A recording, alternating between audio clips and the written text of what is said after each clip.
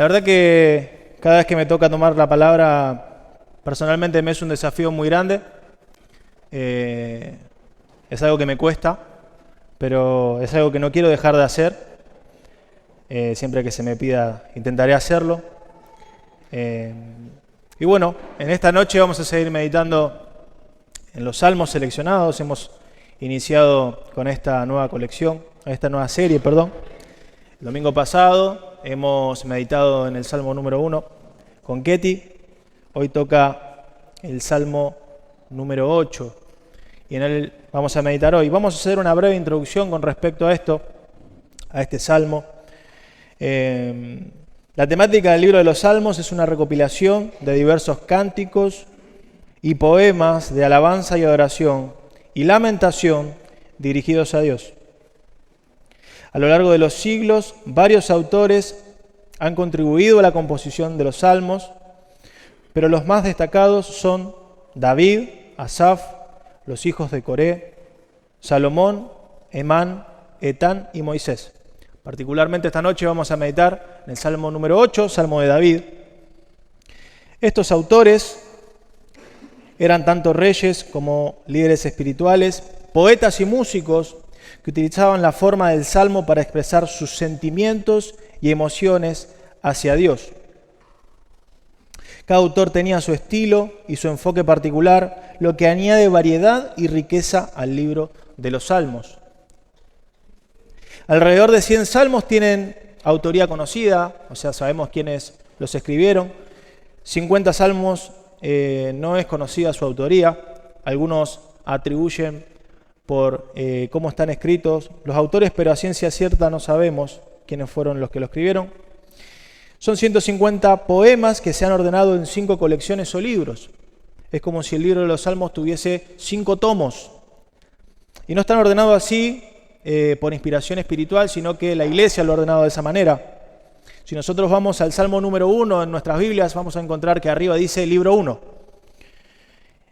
Si vamos al 42, vamos a encontrar que dice el libro 2. Si vamos al 73, dice el libro 3. El 90, libro 4. El 107, libro 5. ¿Qué se quiso hacer con esto? Bueno, se le quiso dar una especie de entrelazar con el Pentateuco, con los primeros 5 libros de la Biblia. Hacer que el primer tomo tenga que ver con el Génesis, el segundo con el Éxodo, y así sucesivamente. Los capítulos 1 y 2 son una introducción. El capítulo número 1 pudimos meditar el domingo pasado con Ketty. Esta introducción tiene que ver con cuán bienaventurado es aquel que obedece y que disfruta respetar la ley de Jehová. Gracias, Fabri. También está asociada con la promesa de Dios respecto a cómo confrontar la maldad y violencia establecida por los gobiernos del mundo y, lo más importante, levantar un rey ungido para Israel. Cuando hablamos de rey ungido, en este caso no estamos hablando de un rey más, estamos hablando de el rey ungido. ¿Quién es este rey ungido? Bueno, la palabra hebrea para ungido es Mashiach, o lo que nosotros conocemos como Mesías. Esto tiene que ver con el pacto davídico, es la promesa que Dios le hizo a David, diciendo que este Mesías, Jesucristo, vendría de su linaje. Y esto lo podemos evidenciar en diferentes versículos y en diferentes libros de la Biblia, como puede ser, por ejemplo, Mateo 1.1, donde está la genealogía de Jesucristo. Y el versículo 1 nomás ya dice, libro de la genealogía de Jesucristo, hijo de David. Hijo de Abraham, versículo 2, Abraham engendró a Isaac, Isaac a Jacob, Jacob a Judá, a sus hermanos, y continúa esta genealogía hasta llegar al versículo 6, que dice, Isaí engendró al rey David.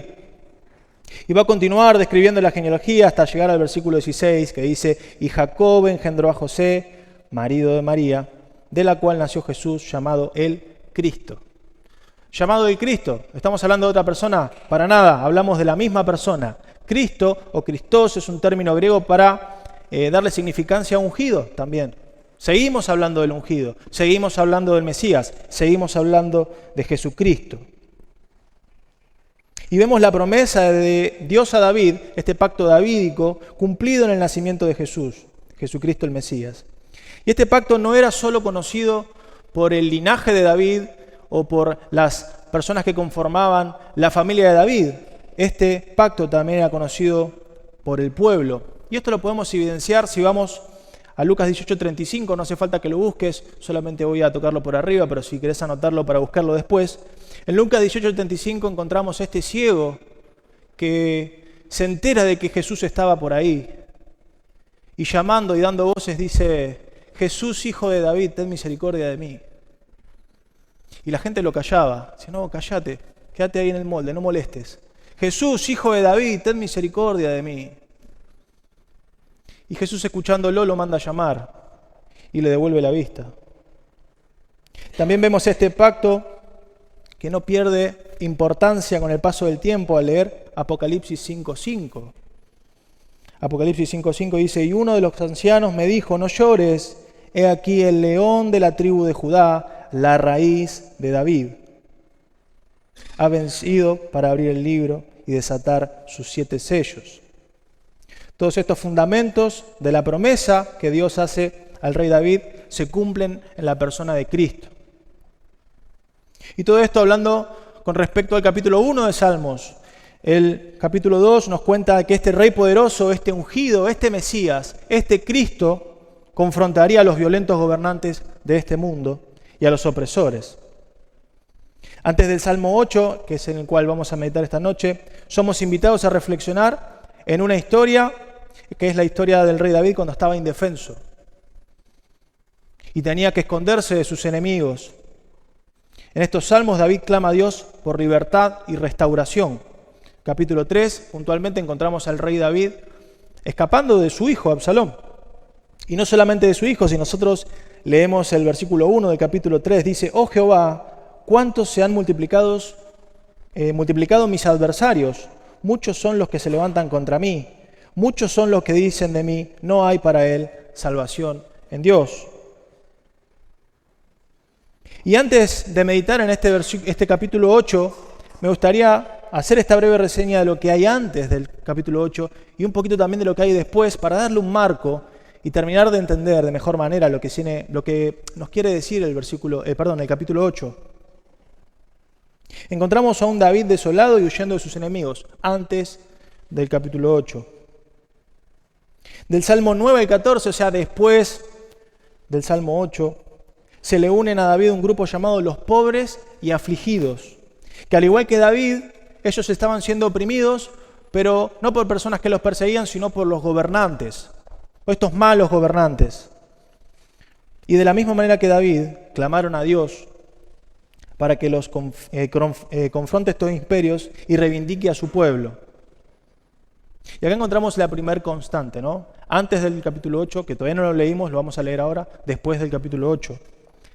Tanto David como los pobres y afligidos eran realmente indefensos y débiles. Y yo quiero que vos recuerdes esto: ser indefenso y ser débil.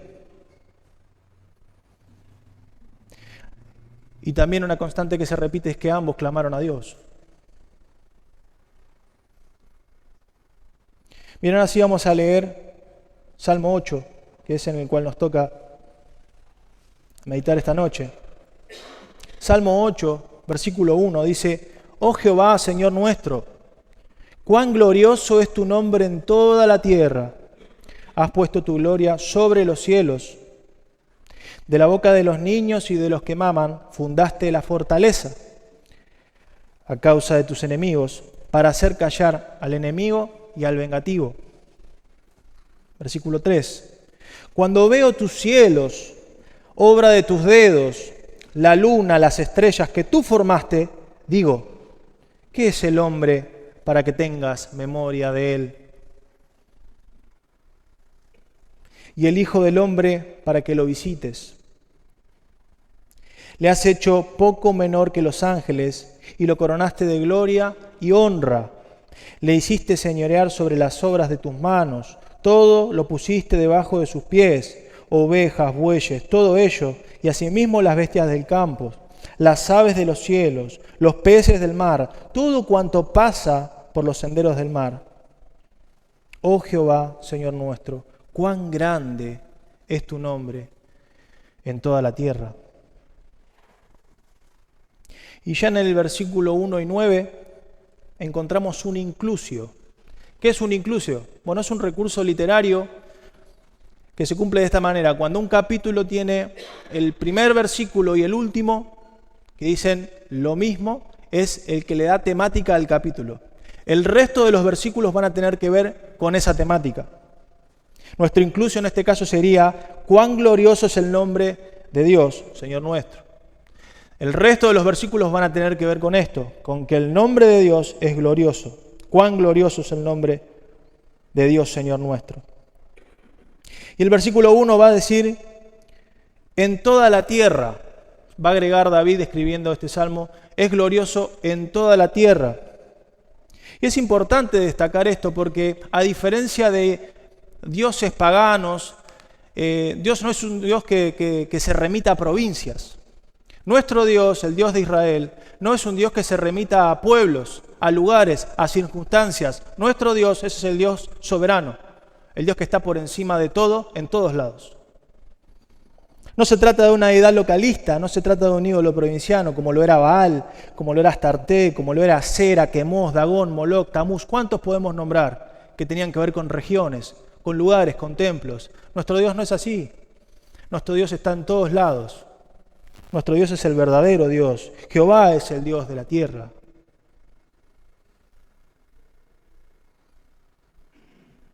Jehová sigue siendo el único dueño y Señor de todo lo que conocemos.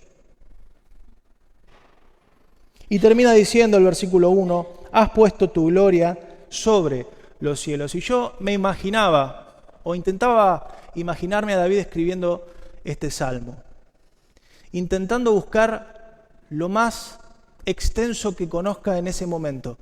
Y me lo imagino mirando el cielo, ¿no? Porque para la vista del hombre en ese momento quizá no había nada más lejano que el cielo. Y entonces se le ocurre a David escribir, tu gloria llega al cielo. Pero fíjate este detalle, dice, tan grande y tan insondable es la gloria del nombre de Dios que se extiende sobre los cielos, sobrepasa los cielos. Nuestra vista llega hasta los cielos, sí, conocemos que hay una especie de techo celeste. En ese entonces había mucho menos tecnología que ahora, pero el rey David entendía que la gloria de Dios sobrepasaba los cielos. Y ese es nuestro Dios, esa es su gloria, más allá de los cielos. He aquí los cielos y los cielos de los cielos no te pueden contener. ¿Cuánto menos esta casa que yo he edificado?, decía Salomón con las manos hacia el cielo. Y Salomón era un personaje que destacaba por su sabiduría. Y decía exactamente lo mismo. Ni los cielos de los cielos te pueden contener. Y yo quería, como primer punto para meditar, destacar esto, ¿no? Qué minúsculos que somos delante de Jehová. Qué minúsculos somos, qué chiquitos somos, qué pequeños quedamos delante de Jehová. Y cada vez que nosotros sondamos en conocimientos con respecto a Dios y entendemos que Él es más y más y más grande, o creemos que entendemos porque en realidad no lo vamos a poder entender, entendemos que el hombre es cada vez más y más y más chiquito, más y más y más pequeño.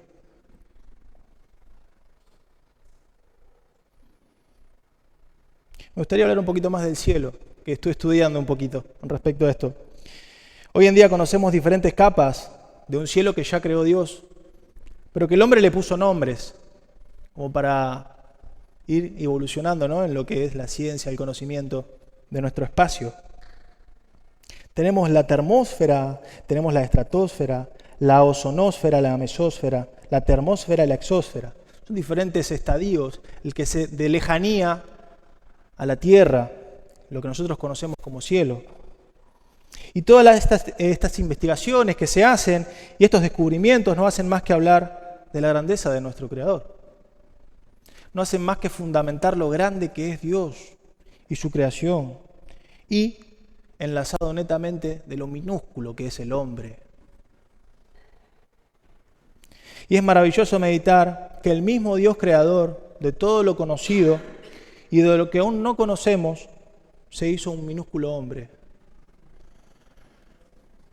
Así de chiquito como son los hombres, Dios, el creador de todo, se hizo hombre. Se hizo un hombre bajo el nombre de Jesús, el Mesías, el Cristo. ¿Y cuál fue su motivación? ¿Qué lo impulsó a hacer eso? vos y yo, con nombre y apellido.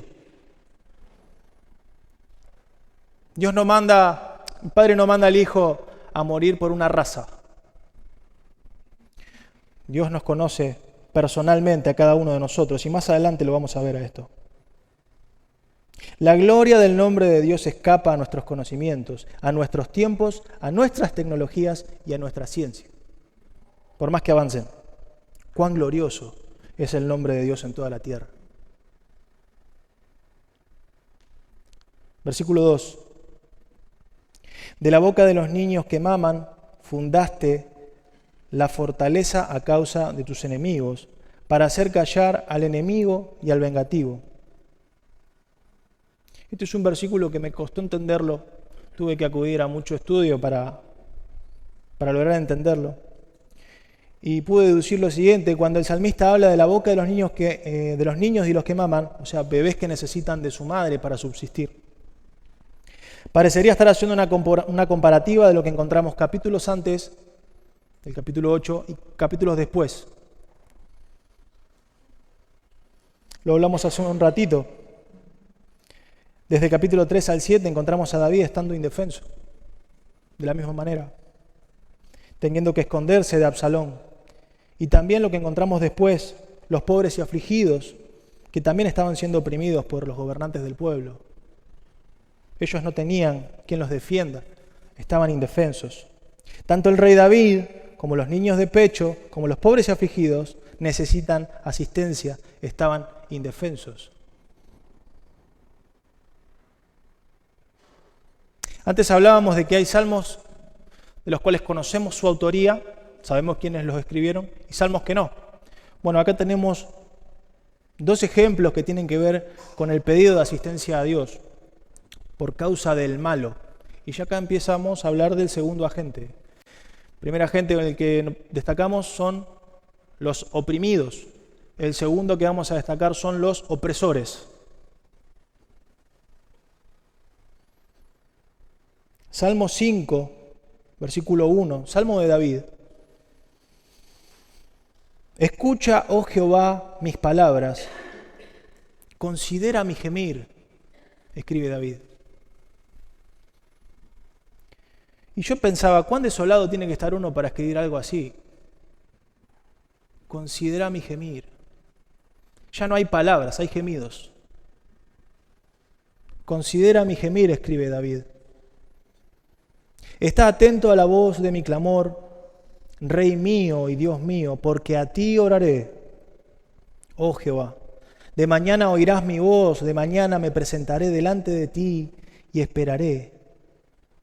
Versículo 4, y acá sale lo que nombramos como opresores, porque tú no eres un Dios que se complace en la maldad, el malo no habitará junto a ti. Segundo ejemplo, Salmo 10, versículo 1, salmo que a ciencia cierta no sabemos su autoría, algunos se lo atribuyen a David a este salmo.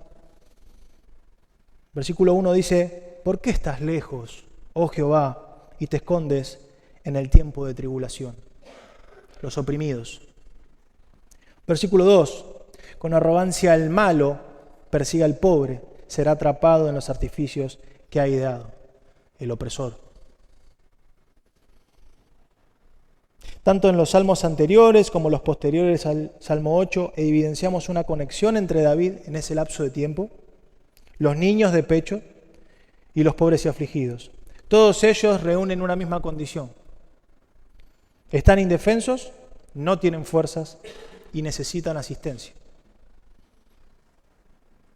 Encontramos también en los enemigos o en los opresores diferentes nombres o diferentes definiciones.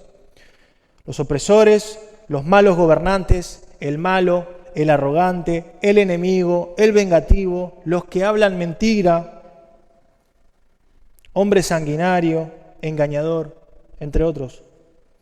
Todos estos forman parte de los enemigos del pueblo, de los enemigos de los oprimidos y sobre todo los enemigos de Jehová. Y en este momento quiero llevar todo lo que venimos hablando a la vida cotidiana, a mañana lunes. Y ya que estamos hablando de oprimidos y opresores, me gustaría preguntarte, hermano, porque todos tenemos situaciones que nos oprimen. Todos tenemos situaciones que nos agobian, todos tenemos situaciones que nos estresan, todos tenemos situaciones que nos persiguen en la semana, en el día a día. Y si no las tenés, dale gracias a Dios, pero creo que esto se cumple en cada uno de nosotros o en la mayoría.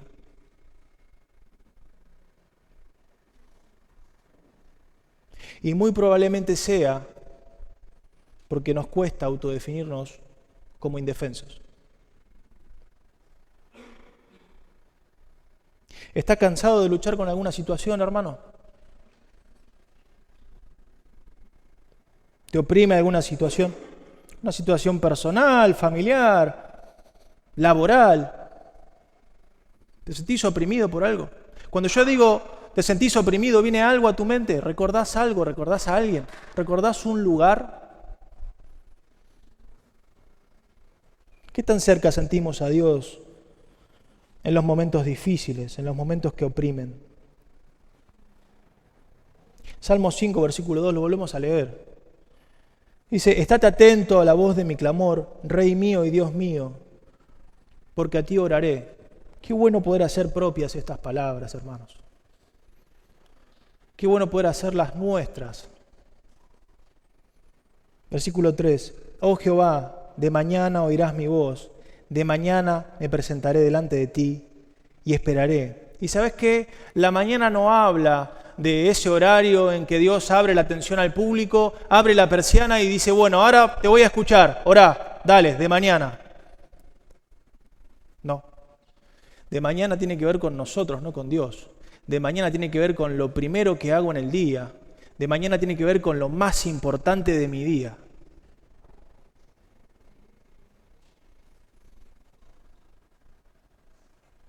Qué hermoso poder decir, Dios, quiero que seas lo primero de mi día.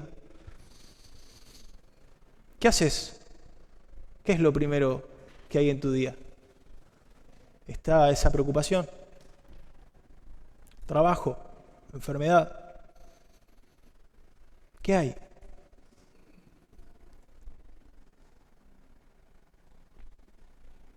No hay nada más importante que de mañana estar delante de vos, papá, y esperar. Y no nos olvidemos de esa parte, de esperar. Porque sé que te vas a ocupar. Sé que te vas a ocupar.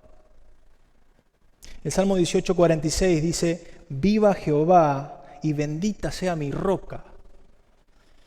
Y enaltecido sea el Dios de mi salvación, el Dios que venga a mis agravios y somete pueblos debajo de mí. Si Dios es conmigo, ¿quién contra mí? No existe opresión, no existe problema, dificultad que pueda hacerle frente a Dios, hermano. Ninguna. No importa la cantidad de tiempo que vengas luchando con esta situación, no le puede hacer frente a Dios. Pero hay requisitos que debemos cumplir. Qué bueno sería que podamos acudir siempre a nuestro Dios siendo indefensos, siendo humildes, sin confiar en nuestras fuerzas, como lo era David en ese momento, como lo son los niños que necesitan a su mamá para alimentarse, para vivir. El versículo dice, niños y bebés que amamantan. Tanto los niños chiquitos como los bebés que amamantan necesitan sí o sí de asistencia para seguir viviendo. ¿Qué te hace pensar que nosotros podemos vivir sin Dios? ¿Qué nos hace pensar que nuestra economía, nuestra fuerza, nuestra inteligencia, nuestra juventud, pon lo que vos quieras, nos puede hacer vivir lejos de Dios, no necesitar a Dios?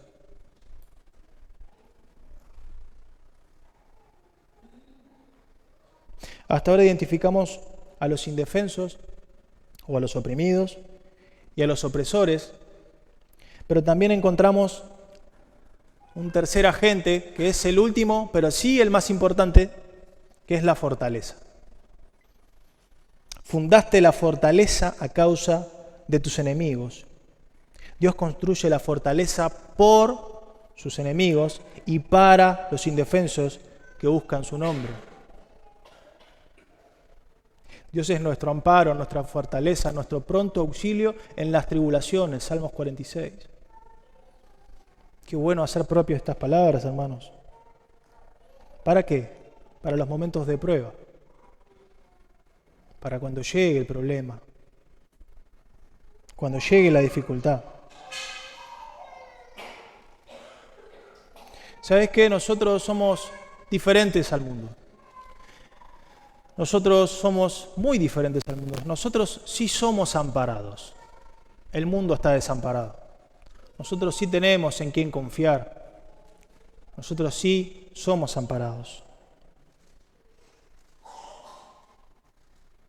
Dios es nuestro amparo porque desamparó a Jesucristo. Nosotros somos amparados porque en la cruz del Calvario Jesús fue desamparado. Y esto a mí me maravilla, hermano. Querido amigo, querido visitante, si tu corazón late un poco más fuerte a escuchar estas palabras es porque estás siendo llamado. La puerta de tu corazón está siendo golpeada. Jesús murió por vos, Jesús murió por mí. Fue desamparado para que nosotros fuésemos amparados. En Sevilla, el domingo pasado estuvimos hablando,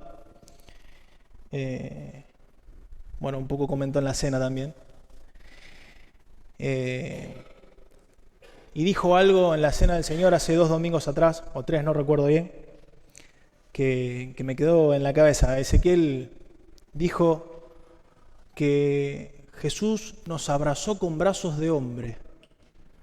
Y cuán real es esta frase, ¿verdad? Jesucristo nos abrazó con brazos de hombre, sí, es una realidad. Pero con anterioridad y meditando en esta frase, podemos ver a Dios mismo abrazándonos con la creación. Y no lo entendimos. Y no hace falta meditar mucho para entender esto. ¿Pensaste alguna vez en tu cuerpo? En esta máquina tan perfecta como es el cuerpo humano. ¿Alguna vez pensaste en el ecosistema donde vivimos? Los niveles de oxígeno y demás. Dios ya nos había abrazado con la creación. Dios ya había mostrado su amor por medio de la creación, pero no lo entendimos. Y no es que no lo entendimos porque Dios no se dio a entender. No lo entendimos por propia elección, porque quisimos pecar, porque quisimos correr en contra de Dios.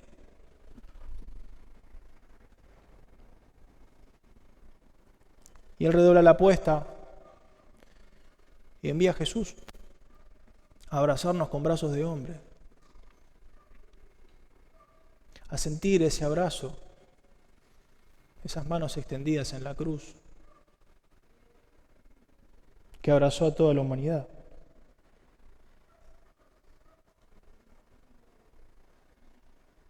Jesús es quien nos enseña el amor del Padre.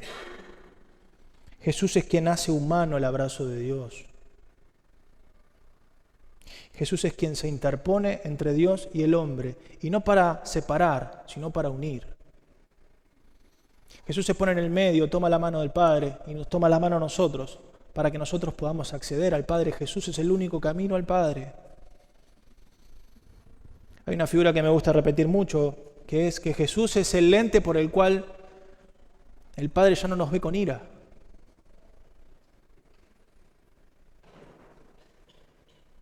Jesús logró eso en la cruz del Calvario. Juan 17:26 dice: yo le he dado a conocer tu nombre y lo daré a conocer aún para que el amor con el que me has amado esté en ellos y yo en ellos, dice Jesús orando por sus discípulos. Y hoy conocemos su glorioso nombre. ¿Recuerdan el inclusio? Cuán glorioso es el nombre de Dios en toda la tierra, hermanos. Oh Jehová, Señor nuestro, cuán glorioso es tu nombre en toda la tierra. Versículo 3, capítulo 8. Cuando veo los cielos, obra de tus dedos, la luna y las estrellas que formaste, digo, ¿qué es el hombre para que tengas memoria de él? y el Hijo del Hombre para que lo visites. ¿Sabes? Hace unos meses atrás tuvimos la oportunidad de con mi familia ir a unas cabañas a un pueblo lejos de la ciudad, entre comillas, lejos. Fuimos a Olivero. Y como en todo lugar que se aleja de las luces de la ciudad, cuando cae la noche y miramos hacia arriba encontramos cosas que no vemos en la ciudad. El cielo tiene más estrellas. Es hermoso el cielo. Y me pasó de que haya caído la noche y mirar para arriba y decir, me pierdo este espectáculo. Qué hermosura, cuántas estrellas hay. Lo mismo con la luna, ¿no? Qué hermosura la luna. Creación de Dios. ¿Se acuerdan cuando antes decíamos que el libro número 1 de Génesis tenía que ver con de Salmos tenía que ver con el Génesis? Vamos a encontrar un montón de contenido que habla de Génesis. La luna, las estrellas, los animales, la creación. Y la realidad es que no conocemos perfectamente bien qué hay arriba con respecto a las estrellas, con respecto a la luna. Estuve investigando un poco, porque cuando uno por ahí busca luna en su teléfono celular o en su computadora, aparecen imágenes. Bueno, estas imágenes tienen una salvedad. Para crear una de las mejores fotos de la luna que tenemos, se necesitaron más de 1.5 terabytes de datos de 2 telescopios, 48.000 fotografías de 16 megapíxeles cada una. Y lo más importante, todo esto con el objetivo de posteriormente combinarlas para compensar la distorsión de la atmósfera. Te lo explico rápidamente por si no lo entendiste. La foto que nosotros tenemos de la luna son un montón de fotos, una al lado de la otra, una al lado de la otra, una al lado de la otra, que después se editan y se ensamblan entre sí. Entonces, al fin y al cabo, no tenemos foto de la luna. Tenemos algo muy parecido a lo que podría llegar a ser la luna, pero no conocemos la luna. Y esto nos habla de lo poco que conocemos, la grandeza de nuestro Dios, la cantidad de estrellas. Y volvemos a pensar en lo mismo, qué chiquito que es el hombre, ¿no? Versículo número 4, versión Nueva Traducción Viviente, dice, ¿qué son los simples mortales para que pienses en ellos? Los seres humanos para que de ellos te ocupes. No solamente Dios piensa en nosotros individualmente, sino que se ocupa de nosotros.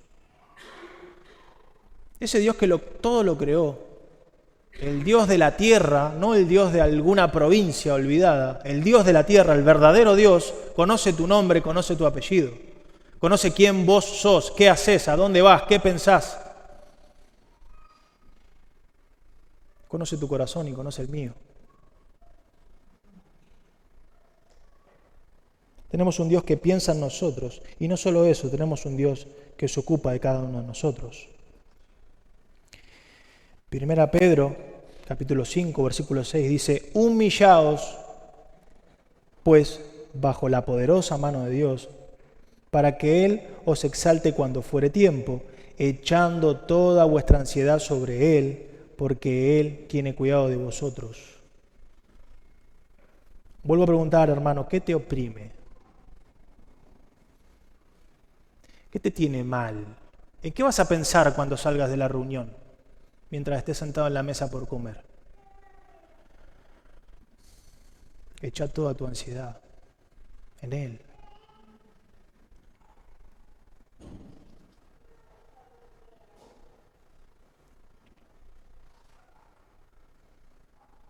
Cuán glorioso es el nombre de nuestro Señor. Versículo 5 va a decir que Dios nos ha hecho poco menor que los ángeles y que nos ha coronado de gloria y de honra. También va a decir que el hombre tiene dominio sobre todo lo que hay en la tierra. Versículo 6 dice, vamos a leerlo, dice, le hiciste señorear sobre las obras de tus manos. Todo lo pusiste debajo de sus pies. Ovejas, bueyes, todo ello, y asimismo las bestias del campo, las aves de los cielos, los peces del mar, todo cuanto pasa por los senderos del mar. Ahora, pensando en esto, ¿cuántas bendiciones el Señor nos ha dado? Podemos ver el abrazo del Dios creador con tantas cosas si nos ponemos a analizar.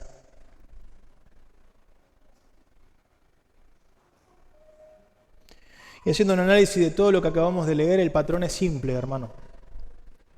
Dios se complace en ayudar a los indefensos y humildes que de mañana buscan su nombre y esperan en Él. Esto se repite antes del capítulo 8, se repite en el capítulo 8 y después del capítulo 8. Dios se complace en ayudar a los que son indefensos y humildes, que de mañana buscan su nombre y esperan en Él. ¿Podemos autopercibirnos humildes, indefensos? ¿Buscamos de mañana su nombre? ¿Esperamos en su voluntad? Obviamente, hermano, todas estas preguntas me las hago a mí y te la comparto. Qué hermoso es poder decir: Dios, quiero que seas lo primero de mi día.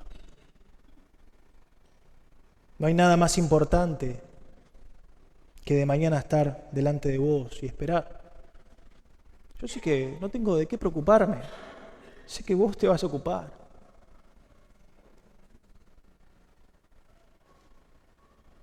Para terminar, Mateo 21. Por favor, acompáñame. Vamos a leer. Mateo 21, versículo 1, dice: cuando se acercaron a Jerusalén y vinieron a Betfagé, al monte de los olivos, Jesús envió 2 discípulos, diciéndoles: id a la aldea que está enfrente de vosotros, y luego hallaréis una asna atada y un pollino en ella. Desatadla y traédmelos. Y si alguien os dijere algo, decid: el Señor lo necesita, y luego lo enviará. Todo esto aconteció para que se cumpliese lo dicho por el profeta cuando dijo: decida la hija de Sión, he aquí, tu rey viene a ti, manso, sentado sobre una asna, sobre un pollino, hijo de animal de carga. Versículo 6. Los discípulos fueron e hicieron como Jesús les mandó, y trajeron la asna y el pollino, y pusieron sobre ellos sus mantos. Y él se sentó encima. Y la multitud, que era muy numerosa, tendía sus mantos en el camino. Y él se sentó encima. Y la multitud, que era muy numerosa, tendía sus mantos en el camino. Y otros cortaban ramas de los árboles y las tendían en el camino. Y la gente que iba delante y la que iba detrás clamaba diciendo: Hosana, el hijo de David. Bendito el que viene en el nombre del Señor. Hosana en las alturas. Cuando entró en Jerusalén, toda la ciudad se conmovió diciendo: ¿quién es este? ¿Quién es este? Y la gente decía: este es Jesús, el profeta, de Nazaret de Galilea. Acá está nuestra fortaleza, querido hermano, querido amigo, querido visitante. ¿Querés contar con esta fortaleza que tanto bien nos hace? Si sentiste en algún momento que tu corazón late un poquito más fuerte, contáselo a quien te invitó, hablalo con alguien. Queremos saberlo, queremos orar por vos. La verdad es que es lo único que hacemos en esta iglesia. Hablar de Jesús. Acá no venimos a ganar en inteligencia, acá no venimos a ganar en entendimiento. Acá venimos a contarle a las demás personas lo que Jesús hizo por nosotros.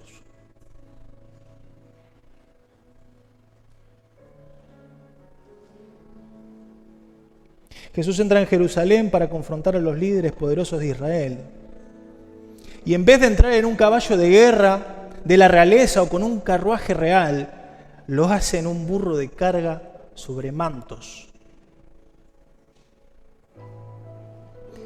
Y en vez de ser recibido por todo el pueblo de Israel con fiesta y alegría, solo es recibido por los pobres y los niños de afuera de la ciudad. Obediencia, sencillez, humildad, nuestra fortaleza. El hombre cree que puede sobrellevar una vida sin Dios. El mundo así lo cree. El mundo piensa que